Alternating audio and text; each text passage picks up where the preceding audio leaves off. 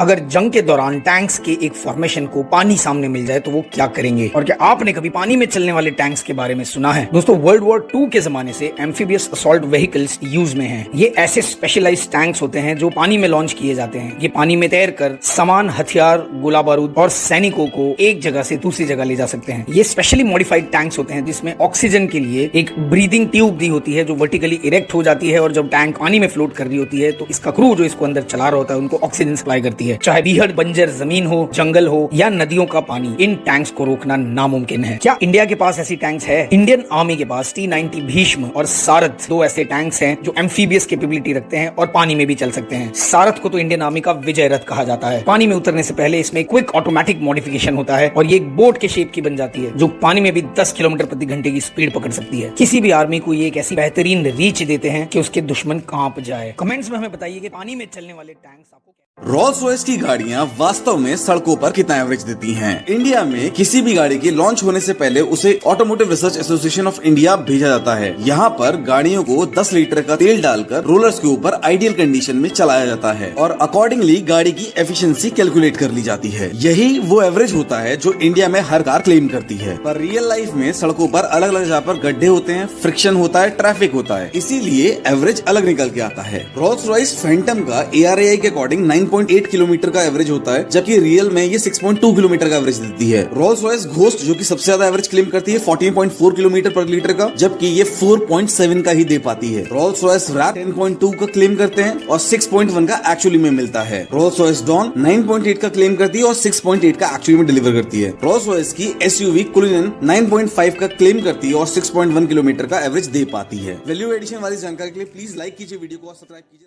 अगर high speed में car में ब्रेक मारा जाता है तो क्या गाड़ी के पहिए में आग लग सकती है? देखिए, कार या बाइक में एक स्टंट होता है जिसका नाम होता है बर्नआउट। इस स्टंट में व्हीकल अपनी जगह पर स्थिर रहता है पर पहिया गोल गोल तेजी से घूमता है। शानदार इन्फॉर्मेशन के लिए वीडियो को लाइक और चैनल को सब्सक्राइब जल्दी से कर दीजिएगा। टू व्हीलर्स में बर्नआउट करने के लिए सबसे पहले ड्राइवर को अपना बॉडी वेट पूरा का पूरा जमीन पर डालना चाहिए, मतलब सीट से खड़ा हो जाना चाहिए। उसके बाद अगले टायर पर कंप्लीट ब्रेक अप्लाई कर दीजिए। स्पीड को धीरे धीरे बढ़ाकर इंजन का RPM अप किया जाता है। क्लच को थोड़ा सा एंगेज किया जाता है। टायर तेजी से घूमने लगता है और धुआं निकलने लगता है। इसी को कहा जाता है बर्नआउट। इस स्टंट को करने पर टायर में आग नहीं लगती है, पर अगर आप टायर में आग लगाना चाहते हैं तो आप उसके ऊपर पहले पेट्रोल छिड़क दीजिए, उसके बाद आग लगाकर टायर को बर्नआउट किया जा सकता है। पर अगर 4 व्हीलर के अंदर ड्रिफ्ट करते हुए ब्रेक मारा जाता है तो फ्रिक्शन इतना ज्यादा प्रोड्यूस होता है कि टायर्स में आग लग जाती है। कमेंट करके जरूर बताइएगा कि क्या आपने कभी किसी भी तरीके का कोई स्टंट किया है। आज मैं आपको एक विशाल क्रूज शिप के बारे में बताऊंगा जो कि एक लग्जरी क्रूज शिप है। ये दुनिया का सबसे बड़ा क्रूज शिप है जिसका नाम सिम्फनी ऑफ द सीज है। इस क्रूज में 18 मंजिलें हैं। यह क्रूज शिप 362 मीटर लंबा है और 66 मीटर चौड़ा है। सिम्फनी ऑफ द सीज को बनाने में करीब 3 साल का समय लगा और इसका वजन 2,28,081 टन है।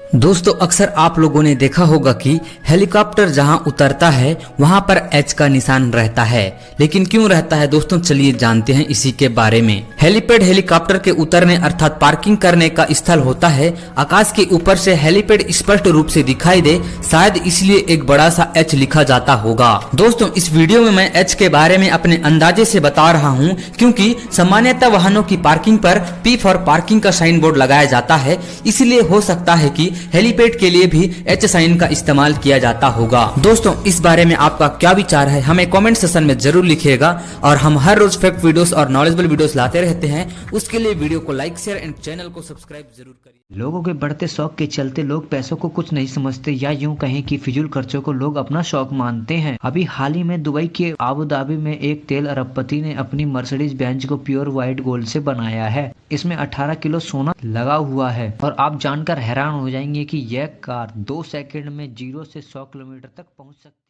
रोल्स रॉयस ने ऑफिशियली अनाउंस कर दिया है कि वो अपनी कंप्लीट इलेक्ट्रिकल कार को लॉन्च करने वाले हैं। वैसे इस ट्वीट को पढ़ने के बाद इलॉन मस्क का क्या रिएक्शन रहा होगा? अपनी इलेक्ट्रिकल कार के लिए रोल्स रॉयस ने 1961 का फैंटम V मॉडल सेलेक्ट किया है। दूसरी कार कंपनीज बताती हैं कि एक बार चार्ज करने पर मैक्सिमम उनकी कार कितने किलोमीटर चल सकती है, वहीं पर रोल्स रॉयस ने अपना भौकाल दिखाया है और इसके उलट बताया है कि एक बार चार्ज करने पर मिनिमम उनकी गाड़ी 480 किलोमीटर की दूरी तय करेगी। अब क्योंकि रोल्स रॉयस इलेक्ट्रिकल टेक्नोलॉजी में तो काम नहीं करते, तो ऐसे में इन्होंने एक जॉइंट वेंचर बनाया है लुनास के साथ, जो इलेक्ट्रिकल्स में माहिर है। इस अमेजिंग कार के अंदर 120 किलोवाट की बैटरी डाली जाएगी। आप जो भी फ्यूचरिस्टिक ऑप्शन सोच सकते हैं वो इस गाड़ी के अंदर होगा। एलॉन मस्क ने ऐसे में साफ कर दिया है कि हम रोल्स रॉयस के साथ कारों में किसी भी तरीके के कंपटीशन में नहीं है। रोल्स रॉयस के इलेक्ट्रिकल कार मार्केट में आने से एक बात तो तय है कि पूरे के पूरे मार्केट का बेंचमार्क अपलिफ्ट जरूर हो जाएंगी।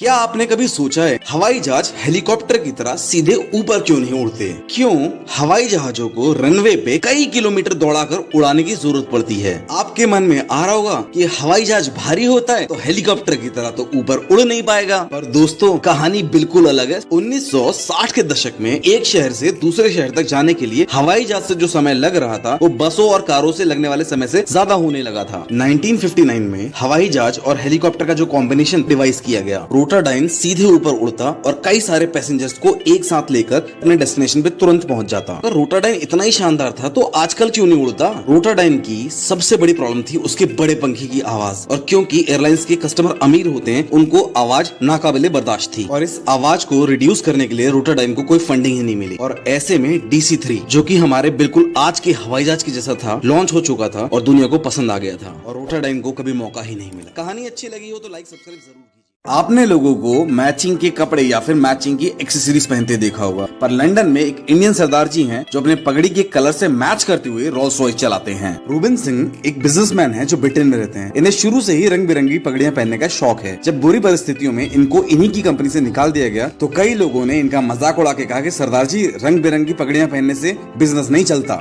जबरदस्त मेहनत करने के बाद वापस से इन्होंने अपनी कंपनी में वही पोजीशन हासिल किया, और उसके बाद इन्होंने अपनी पगड़ी के कलर की 6 डिफरेंट रोल्स रॉयस की गाड़ियां खरीदी, और अपनी रिटर्निंग स्पीच में इन्होंने कहा, my turban is my crown and my pride, मेरी पगड़ी मेरा ताज है। हाल ही में इन्होंने 6 रोल्स रॉयस एक साथ खरीदी हैं, जिसमें से 3 फैंटम और 3 रोल्स रॉयस की SUV कुलिनन है। और सबसे अमेजिंग बात यह है दोस्तों कि रूबिन सिंह को ये गाड़ियां डिलीवर करने के लिए रोल्स रॉयस के CEO खुद आए थे। रूबिन सिंह ने फिर से ये साबित किया कि आपको किसी इंडियन को हर्ट नहीं करना चाहिए। अमेजिंग जानकारी के लिए लाइक कीजिए वीडियो को और फॉलो कीजिए मैं फेसबुक और इंस्टाग्राम पे।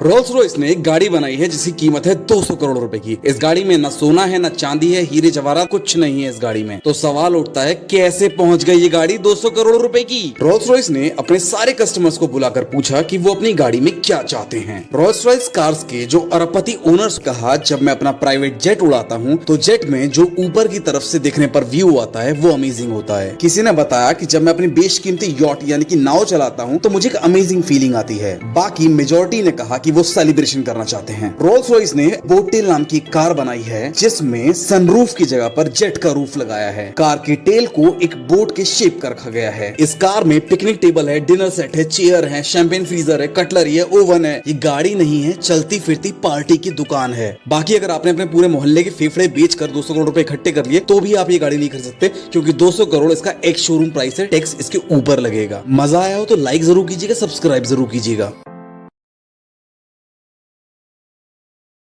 मुकेश अंबानी के पास 3 प्राइवेट जेट हैं। एक बार जब ईशा अंबानी लंदन में पढ़ रही थी तब किसी लड़के ने उसे तंग किया, तो ईशा अंबानी ने एटीट्यूड से जवाब दिया, मेरा प्राइवेट जेट आएगा मुझे लेने, समझा, मैं अंबानी की लड़की हूँ। जब यह बात अंबानी को पता चली तब उन्हें लगा कि ईशा में घमंड आ रहा है। तब उन्होंने एक सॉल्यूशन निकाला और बेटी से बोला कि कोई प्राइवेट जेट नहीं आ रहा है तुम्हें लेने के लिए, जो पॉकेट मनी मिली है उसी में से पैसे बचा के टिकट खरीद के खुद आना, और जब पैसे बचाए तो बिजनेस क्लास तो छोड़ो, इकोनॉमी टिकट तक के पैसे मुश्किल से बचे थे। और जब वापस घर आई तो अंबानी ने 1 साल तक अपने प्राइवेट जेट को हाथ तक नहीं लगाने दिया। इस तरह से अंबानी भी अपने बच्चों को पैसों की वैल्यू करना सिखाते हैं। आपको ये फैक्ट जानकर कैसा लगा कमेंट सेक्शन में लिखना मत भूलिएगा, और अगर आपको वीडियो पसंद आया है तो हमारे चैनल को। दुनिया में सबसे ज्यादा रोल्स रॉयस कारें हांगकांग शहर में हैं, इसीलिए इसे सिटी ऑफ रोल्स रॉयस भी कहा जाता है। आपको बता दें कि रोल्स रॉयस के लोगों को द स्पिरिट ऑफ एक्टेसी कहा जाता है। सन 2008 में रोल्स रॉयस ने एक कार के लिए हीरे से जड़े हुए लोगो का निर्माण किया था। इस लोगो की कीमत $2 लाख थी।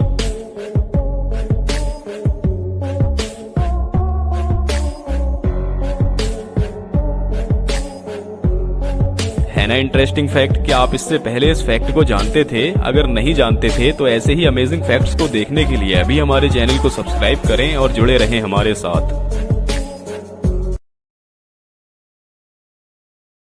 एक बार एक ट्रैक्टर मैन्युफैक्चरिंग कंपनी के ओनर ने फरारी खरीदी। उस फरारी में कई उन्हें क्लच में प्रॉब्लम्स नजर आई, जिसकी शिकायत उन्होंने डायरेक्टली फरारी कंपनी के मालिक एंजो फेरारी को कर दी। एंजो फेरारी से खफा होकर इस बंदे को इंसल्ट करते हुए कहा कि तुम सिर्फ ट्रैक्टर चलाने लायक हो, ये फेरारी तुम्हारे बस की बात नहीं है। इस इंसल्ट को अपना मोटिवेशन बना के उस बंदे ने फेरारी को टक्कर देने के लिए एक कार मैन्युफैक्चरिंग कंपनी बनाई, और वो कार मैन्युफैक्चरिंग कंपनी आज के समय वर्ल्ड की सबसे ज्यादा लग्जरियस कार मैन्युफैक्चरिंग कंपनीज में शुमार है। Yes, I am talking about Lamborghini, और फाउंडर का नाम था फेरुशियो लैम्बोर्गिनी। गाइस, यह सीखने लायक बात यह है कि जब कोई आपकी इंसल्ट भी कर देना तो उसको पॉजिटिवली लेकर अपने लेवल को उस हद तक लेके जाओ जहां पर दुनिया आपको सलाम करे। अगर आप सुपर कार में इंटरेस्ट रखते हैं तो आपने ओडी जैसी सुपर कंपनी का नाम तो जरूर सुना होगा, लेकिन क्या कभी आप लोगों ने सोचा है कि ये ओडी कंपनी अपने लोगों के लिए इन 4 रिंग्स का ही क्यों इस्तेमाल करती है? एक्चुअली इसके पीछे एक बहुत ही बड़ा और इंटरेस्टिंग फैक्ट है। ओडी को ये लोगो तब मिला जब 1932 में 4 कंपनियों का एक ऑटो यूनियन बना, और इस ऑटो यूनियन में जो 4 कंपनियां शामिल थी उनका नाम था ओडी, DWK, हॉर्स और वेंडर। और इन्हीं 4 कंपनियों को ओडी के ये 4 रिंग्स रिप्रेजेंट करते हैं, और आज के टाइम में इन सभी कंपनियों को सिर्फ एक ही कंपनी ओन करती है, जिसका नाम है फॉक्सवैगन। गाइस, जनरली लोग ट्रांसपोर्टेशन के लिए कार या फिर बाइक खरीदने की सोचते हैं, लेकिन क्या कभी आपने हेलीकॉप्टर खरीदने के बारे में सोचा है? हाँ, हेलीकॉप्टर खरीदना हर किसी के बस की बात नहीं होती, लेकिन इनकी प्राइस जानने में हमारा क्या जाता है। तो डोंट वरी गाइस, मैं आपको हेलीकॉप्टर्स की डिफरेंट प्राइसेस के बारे में बताता हूँ।